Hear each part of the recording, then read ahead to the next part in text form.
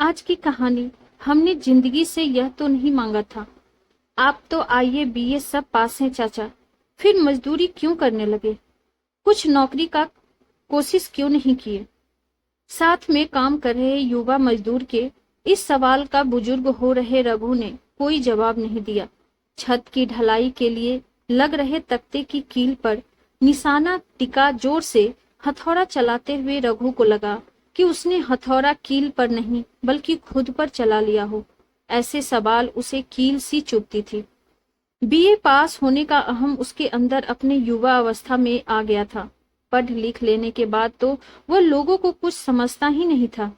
इस अहम में उसने अपने माँ बाप को कभी यह नहीं कहा कि पढ़ लिख कर जब कभी अगर उसे कोई नौकरी मिली तो वह उन्हें कभी मजदूरी नहीं करने देगा, बल्कि उल्टे उनके मजदूरी करने पर हमेशा उन्हें कोसता ही। वह भूखे मर जाएगा पर जीवन में कभी मजदूरी नहीं करेगा। शिक्षित होने की अहम में उसने कोई हुनर भी नहीं सीखा। शादी हो गई, बच्चे हो गए, फिर तो जीवन जीने के लिए कुछ न कुछ करना ही था। उसी अहम और माँ बाप की नाराजगी की वजह से ऊपर वाले भी नाराज हो गए, जिसे कोई नौकरी न मिली और आखिर में जिंदगी गुजारने के लिए उसे भी मजदूरी करनी पड़ी। देखो बेटा, बात ऐसा है जब जैसा तब तैसा, नहीं किया तो मनुष्य कैसा। अभी वक्त की यही मांग है कि मैं मजदूरी कर अपने परिवार का पेट पालूं, तो वो मैं कर रहा हूँ और तू अपने काम से काम रख। रघु अभी भी अपने पढ़े लिखे होने का सबूत ग्रामीणीय दार्शनिक बातों से किया। चाचा, ननकू तो मैट्रिक कर लिया, अब उसको भी क्यों नहीं ले आते हो काम पर? सारा दिन गाछिए गाछी घूमता रहता है। सब खामोशी से खुद ही खुद को तसल्ली दे रहे थे। सब यही दुआ कर रहे थे कि जहां भी जाए अच्छे से रहे। 4 बहनों के बाद पैदा हुआ ननकू घर का सबसे छोटा था। धीरे धीरे वक्त के थपेरों ने ननकू के भाग जाने का गम थोड़ा कम कर दिया था। साल बीतने को थे पर ननकू गांव नहीं लौटा। रघु का कर्ज दिन व दिन वैसे ही बढ़ता चला गया, जैसे ननकू का घर लौट आने या घर के लिए कुछ पैसे भेज देने का इंतजार। दोस्तों के फोन से ननकू घर पर सबसे बातें करता, पर रघु से नहीं। इच्छा दोनों बाप बेटे की होती थी एक दूसरे से बात करने की, पर ननकू डर से नहीं करता था और रघु अहम से। साल भर ननकू को काम सीखने में ही लग गया।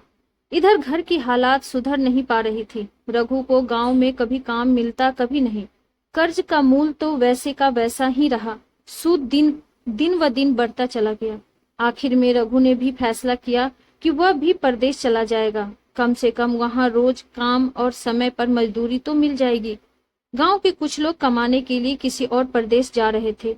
रघु भी उसी के साथ हो गया। वहां जाते ही रघु को अच्छे पगार वाला काम मिल गया और इधर ननकू भी कुछ भेजने लगा। जिंदगी थोड़ी थोड़ी पटरी पर आने लगी। इधर ननकू को उस प्रदेश की आबो हवा कभी रास नहीं आई। जो ख्वाब उसने ट्रेन के संजो कर लाए थे, उतरते वक्त शायद वह ट्रेन में ही कहीं छूट गया। यहाँ हर कदम पर उसका कुछ न कुछ छूटता ही चला गया। कभी उसकी गांव की मासूमियत छूटी तो कभी बचपना, कभी उसकी नींद छूटी तो कभी उसका थकान, और जो सबसे ज्यादा छूट गया वह था भूख। अब वह 2-2 वक्त भूखा रह सकता था।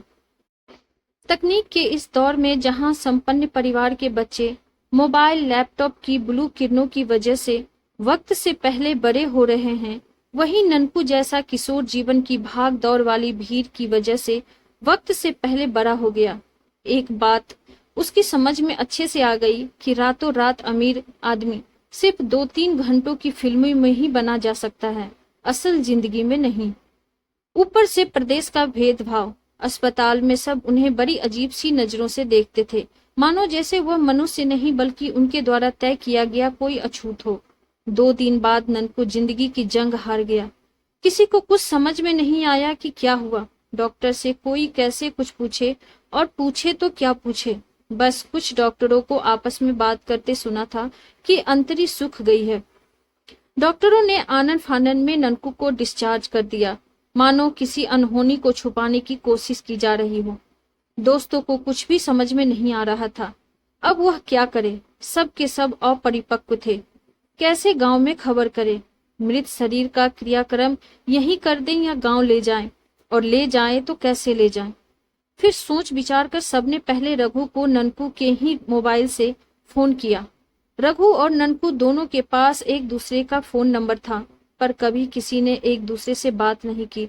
आज के दौर में टच स्क्रीन वाला फोन लगभग सभी के पास है, पर कोई किसी के टच में नहीं होता है। और यहाँ तो पिता पुत्र की बात थी, जो एक दूसरे से विचार में अक्सर अलग ही होते हैं। लगभग 100-200 फोन नंबर सारे मोबाइल में होते हैं, पर जिससे जी भरकर दिल की बात की जा सके वैसा कोई एक नंबर ढूंढना कितना मुश्किल होता है। ननकू का फोन आया देख रघु को समझ ही नहीं आया कि वह खुश हो या हमेशा की तरह गुस्सा करे। उसके हाथ थरथराने लगे, दिल धड़कने लगा, मानो जैसे रघु पुत्र और ननकू उसका पिता हो। उस समय रघु ऐसा महसूस करने लगा कि फोन पर पिता के रूप में उसे ननकू से डांट पड़ने वाली है। वह हेलो कैसे बोले यह भी फैसला नहीं कर पा रहा था। पिता के अहम के साथ बोले, पुत्र वाला डर के साथ बोले, यह बिल्कुल प्यार से बोले। इतने में फोन कट गया। पिता होने की अहम में वह सोच में पड़ गया कि वापस इधर से फोन लगाए या नहीं।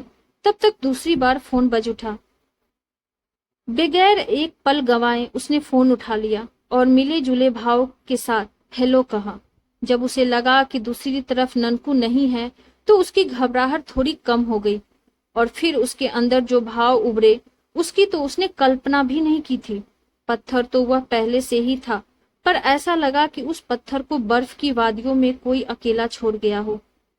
उसकी आंखों से आंसू नहीं निकले, मानो आंसू अपना रास्ता भूलकर आंखों के बदले रक्त की धमनियों में चला गया हो, और वहां पर रक्त के साथ युद्ध कर पूरे शरीर में एक भूचाल सा ला दिया हो, जो कि उसके बदन में थरथराहट पैदा कर रही थी। उसे लेकर गांव आ जाओ, पैसे मैं भेज देता हूँ। इतना कह रघु ने फोन काट दिया। गांव में ऐसा माहौल था मानो जैसे कोई प्रलय आ गया हो। अभी तो 18 बसंत भी नहीं देखे थे उसने, और उसके दुनिया से चले जाने की खबर आसपास के गांव में आग की तरह फैल गई। लोग कितने सपने संजोकर परदेश जाता है, लेकिन वापसी में सपनों को पूरे होने के बदले एक दुस्वप्न आ जाए तो जिंदगी जीना मुहाल सा हो जाता है। रोड के रास्ते एम्बुलेंस में मृत शरीर को गांव लाने का इंतजाम हो गया। सारे नाते रिश्तेदार भी घर पर इकट्ठे होने लगे, पर अभागा रघु कैसे आए। 100 लोग 100 मशवरे जारी थे। इधर रघु जल बिन मछली जैसे छटपटा रहा था, मानो कोई जादू की छड़ी मिल जाए जिसके सहारे वो झट से अपने लाल के पास पहुंच जाए। उसकी पिछली 6 महीने की कमाई एम्बुलेंस के किराए में चंद मिनटों में पहले ही खत्म हो चुकी थी। अमीर लोगों के लिए तो सब संभव है, पर गरीब के जीवन रूपी शब्दकोश में कुछ शब्द नहीं होते। संभव शब्द उसी में से एक है। मीलों दूर इस परदेश से अपने गांव समय पर पहुंचना रघु के लिए कहाँ संभव था। ऐसे में उसके साथ काम करने वाले लोगों ने उसकी मदद की और उसे हवाई जहाज से उसके प्रदेश अपने गांव भेजने का इंतजाम कर दिया। उसी हवाई जहाज में सफर कर रहे एक सहयात्री को ढूंढ उसे मदद के लिए बोल रघु को हवाई अड्डे के अंदर भेज दिया गया। जीवन में पहली बार रघु का पढ़ा लिखा होना उसके काम आया। हवाई जहाज के 2 घंटे के सफर में आसमान की ऊंचाइयों के बीच रघु को अपने जीवन की सारी गलतियां घड़ी की सुई की तरह घूम गई। ननकू के इस हालात के लिए वह खुद को जिम्मेदार मानने लगा। विद्यार्थी जीवन के कुछ भूले बिसरे सपने भी याद आने लगे, जिसमें से हवाई जहाज पर चढ़ना भी उन सपनों में से एक था। हवाई जहाज की तेज आवाज के बीच वह खुशी और गम में फर्क नहीं कर पा रहा था। ऐसा लग रहा था कि सारे फर्क मिट गए हों। लोग अपनी चाहत को पाने के लिए क्या कुछ नहीं करते, लेकिन कभी सब दाव पर लगाकर भी कुछ मिले तो लगता है कि हमने जिंदगी से यह तो नहीं मांगा था। रघु ननकू के मृत शरीर आने से पहले ही गांव पहुंच गया। ननकू का बड़ी गाड़ी से गांव आना और रघु का हवाई जहाज पर चढ़ना, दोनों के सपने पूरे हो गए, पर इस कीमत पर पूरे होने ऐसा उन्होंने कभी नहीं सोचा था। जो सपने पूरे हुए वो बहुत महंगे थे, पर जो अधूरे रह गए, जैसे कि ननकू का गांव आने पर अपने बापू को नजरअंदाज करने का सपना, जिसकी पूरी होने की अब कोई उम्मीद नहीं थी। हमेशा की तरह घर आ रहे ननकू को नजरअंदाज रघु को ही करना पड़ा, क्योंकि जवान बेटे की लाश देखने की हिम्मत उसके अंदर नहीं थी।